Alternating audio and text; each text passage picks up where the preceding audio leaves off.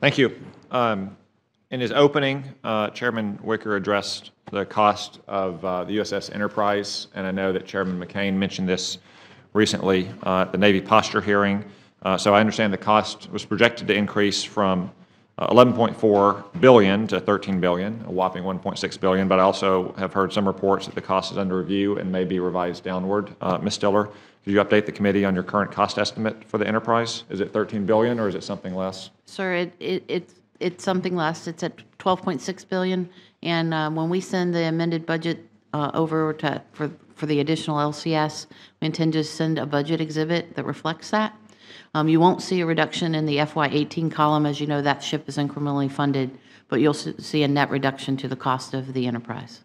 So that's a good news story. Yes, sir. $400 billion. I'm not great at math, but that's what, about a 4%, 5% decrease?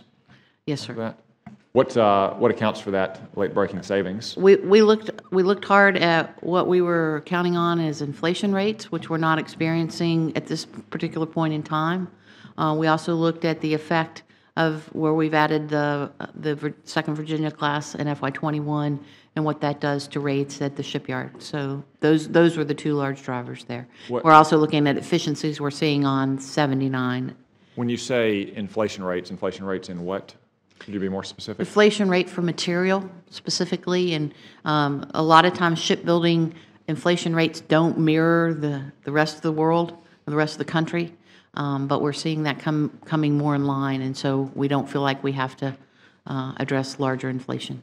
Do you think we might anticipate the possibility of future downward revisions as well? We'll continue to scrub the numbers as we get there, and obviously as we get to contract on that ship, that may also, but yes, sir. And we are also looking at efficiencies we're seeing today on 79, and we'll apply those to CVN 80.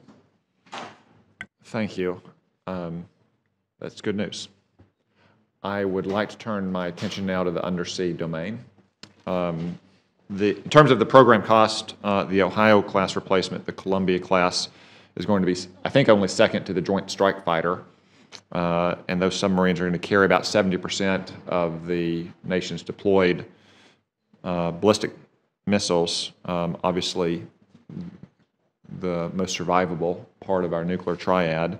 But if the Columbia class turns into an acquisitions debacle, the way some of our big programs have in the past, that wouldn't just be very bad consequences for the taxpayer, it'd be grave consequences for the safety of our nation. So what steps are we taking to ensure that we get the Columbia class right from lessons learned on past acquisition experiences, especially with the 78? Yes, sir. We are robustly, along with industry, managing this program.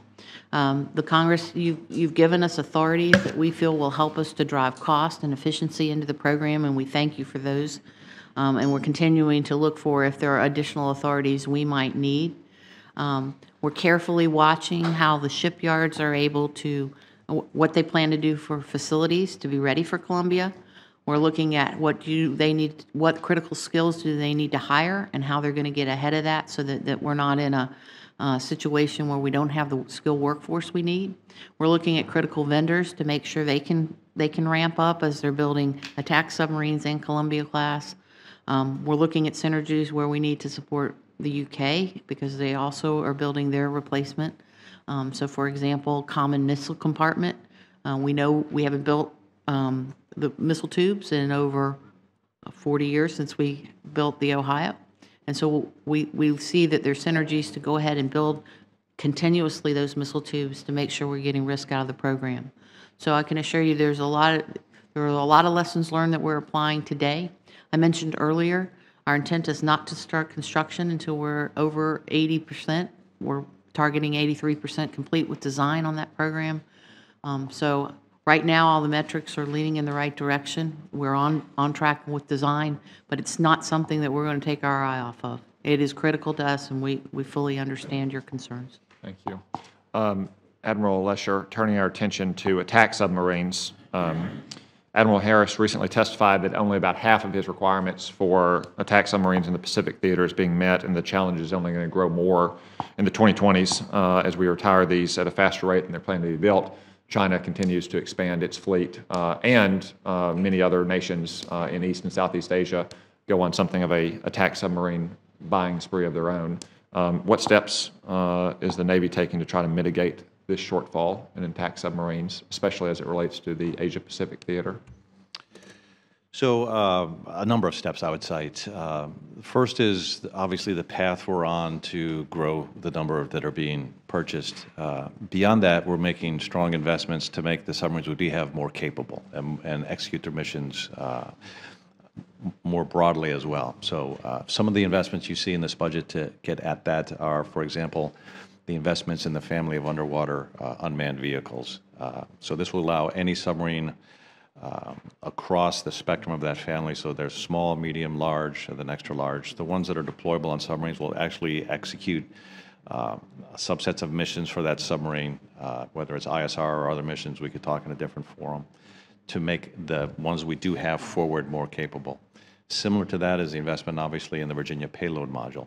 So that, again, makes the submarines we have, particularly for Admiral Harris in that theater, able to carry broader types of weapons that will make them just more effective in what they do. So it's a combination of growing capacity and then growing capability to make the ones we have more effective. Thank you.